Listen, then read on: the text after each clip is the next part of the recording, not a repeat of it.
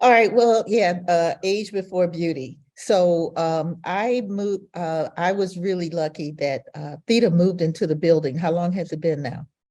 I guess going on almost 4 years.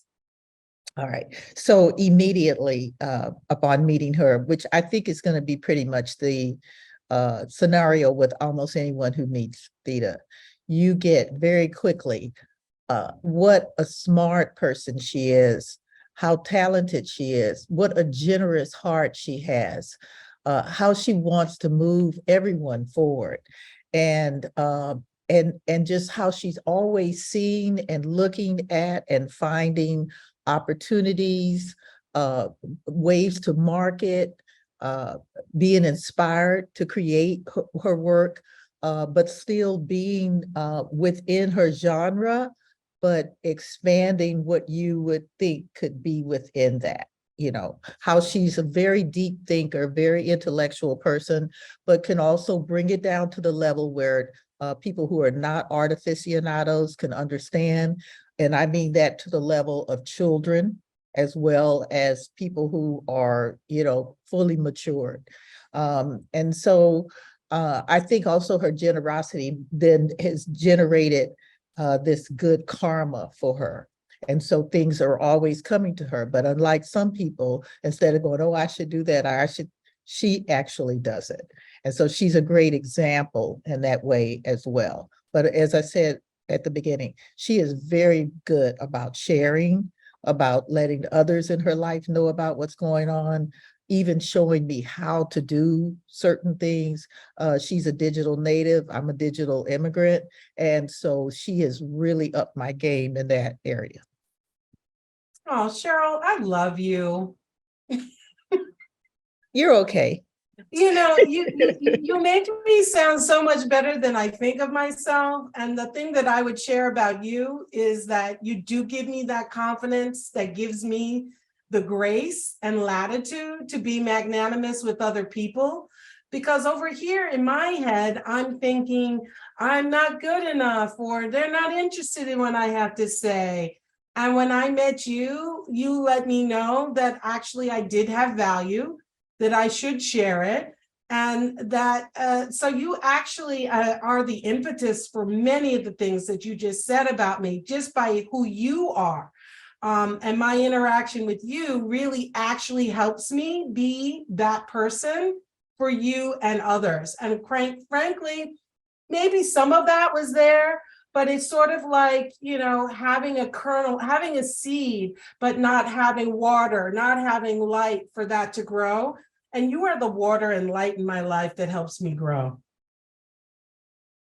Okay, so you're getting this mutual admiration society, huh? Yeah, that's why I'm like, we're not really mentor mentee. We're like mentor mentor. We're just sort of like, I'm for you and you're for me. And we're for everyone in the arts community that just are about doing something, using their voice for good, and just generally just being fully self-expressed. I think it's kind of hard to do that sometimes. And so many, you get the one bad review, or the one person who turns their back on you while you're talking about your work, and you start feeling that moment of insecurity. I know that comes up for me, but whenever that happens, I just sort of trot myself over to Cheryl or text her, and she's like, "You're awesome. That person just didn't miss the point." And then, so then I'm like, "Oh, good." And then I go right back into my studio and I'm working again. So I never feel like I get stuck because of my relationship with Cheryl. The Mutual Admiration Society. Also, I'm going to be honest with you. She has this cat. His name is Brian. I couldn't visit him today because I had this color on. I can only be there when I have white clothes on because he's got white hair and he's very long haired and he's very much a love bug. So that makes her even doubly attractive to me as a friend, that I get to have a pet without all of the responsibility. Yes, Brian is much loved. He loves you too. Yeah, he'll be expecting you to pop by this afternoon. Well, and also this is a very comfortable place for me to be. I'm 70 years old. I have been involved with the art world from being on boards of, say, the first site-specific artist residency in America, which was Cap Street Project, to being on the board of the San Francisco Museum of Modern Art, the Museum of Art and Design. And I always was looking for opportunities for the underrepresented. If they were presenting what they were going to the acquisition committee or any kind of programming, and I didn't see women artists represented in strong enough numbers or at all, or artists of color, I always spoke out. And I also made the onus on that organization. I remember the first time when I would say, oh, Cheryl, well, you have to help us with that. And I said, I just did. I told you I need you to do it. Because if I take it on when I leave the board, it could leave with me. And I needed it to be in the DNA of the organization. Yeah, similar to Cheryl, I have the same commitment. So I'm active in the Jersey City Arts Community Mentoring with the Antenna program, which they award to a woman. It could be a woman of color, but it's women artists, young people in Jersey City with an interest in the arts. And I participate in that program, and it's a weekly call that I do when I look at the work, give feedback, help rewrite artist statements, help these young women define what their goals are and build an action plan to move towards their goal. One thing about me is if I say I want it, I'm not sitting here like that's something I should do. It is something I am doing, and you have to build an action plan. So that is one of the things Cheryl and I often talk about when we get together, when I'm like, okay, let's fix your website. And whether I can help her with it or recommend someone who can help her with it, there's the worst thing ever is to have a dream and not be in motion about it. So we're always encouraging one another to do that, not just for ourselves, but the other people in our lives that we come in contact with, because as everyone's striving and moving forward, it's like all boats rise because we're all intentional about the work that we're doing. Yes, yeah. And we on the local and global way are also involved in that. And I was appointed by the mayor to the Arts and Cultural Trust Fund Committee here in Jersey City when the taxpayers voted that a portion of their property tax would go to the arts funding. And I made sure that even though it was really a lot of time and energy, that was very important, that how that was set up, that women artists and artists of color, artists who are handicapped, artists who are doing work that people may not think is art, but it is, that those people, all of that was considered. And once that whole program was set up, I recused myself from the committee, but I wanted to be there in the DNA. I started, I would say about 12 years ago, if not longer. I read for the first time, it wasn't part of the curriculum at school, James Baldwin's works.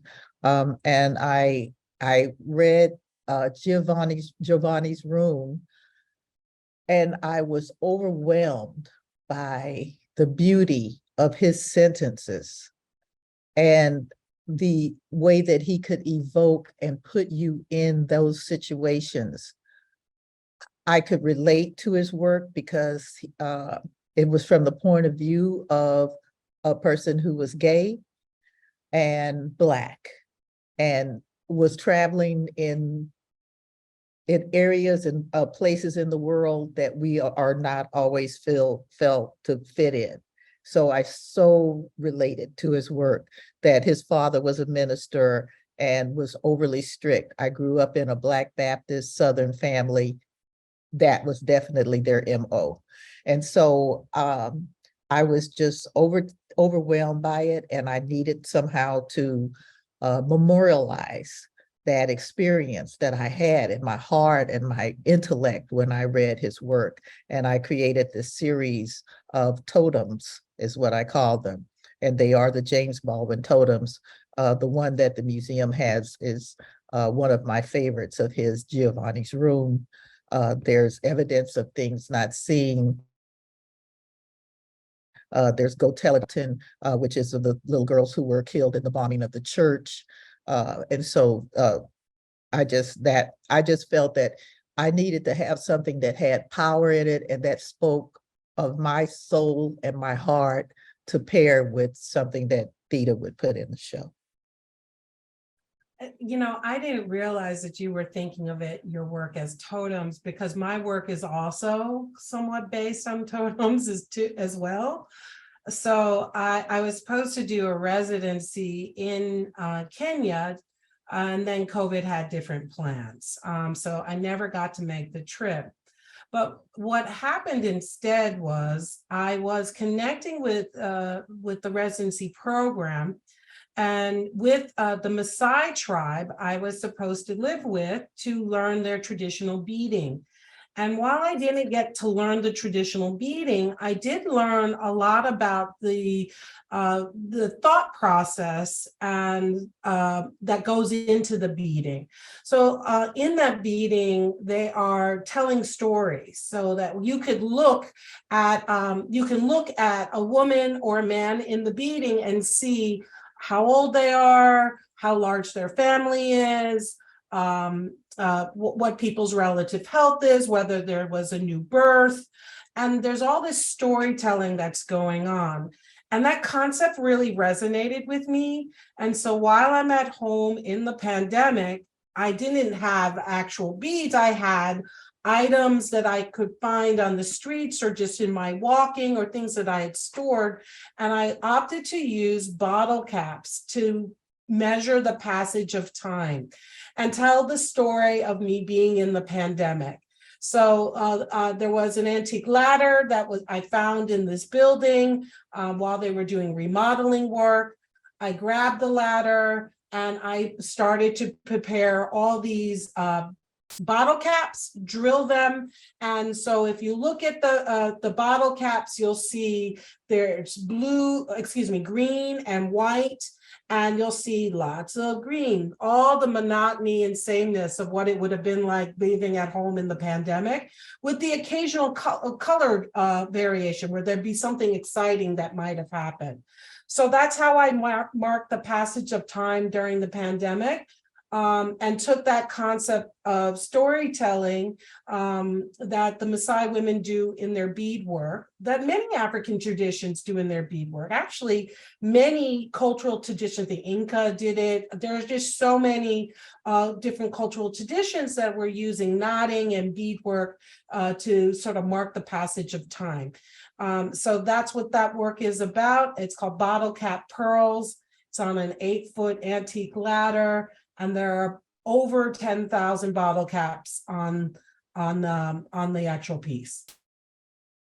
Wow, Theda. So I'm learning some things too about your work. And wow, again, we have this connection because you reminded me of a project I did for San Francisco Art Commission, a police station in a neighborhood called the Bayview Hunters Point area.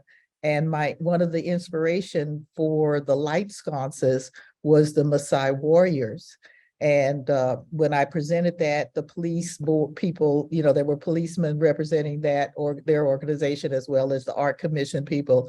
And they saw my presentation board with this naked Maasai warrior just holding the shield, so everything, all of the packages were covered. They just, you could just see their energy and they just got triggered by it. And then I told them that I had chosen the Maasai warrior shields and the Maasai warriors as my inspiration because they were just like the police, that they were male dominated. They had hierarchical system of assignment of who was who in the power within the group. they were charged, their shields denoted, the patterns on their shields denoted their rank in the warrior class, just like the police shields badges do, and that they are entrusted with the safety of the community. And once I told them that, they all voted for it. What's not to love?